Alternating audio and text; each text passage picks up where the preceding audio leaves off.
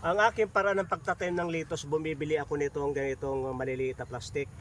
Sapagkat ito ay mas maraming lupa ang mailalagay at mas madaling makaka-spread yung kanyang ugat.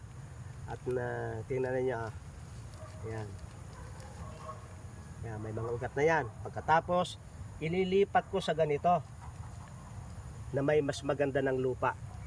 At na mag-iintay lamang kayo ng ilang araw, ay pwede niyong bawasan ng dahon para tuloy-tuloy yung kanyang pagdahon.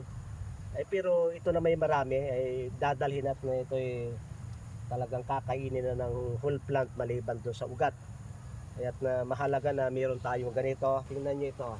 Pati yung spinach ay sumama na.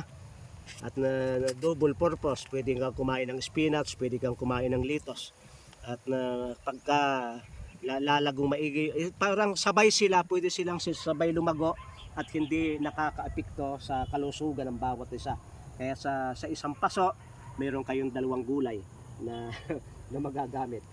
Napakarami nitong mga litos hanggang doon sa baba ay talagang ang kulang nito ay ang kakain. Ang kulang ay ang kakain. Oh. Ang gaganda niyan. Yan ay organic talaga.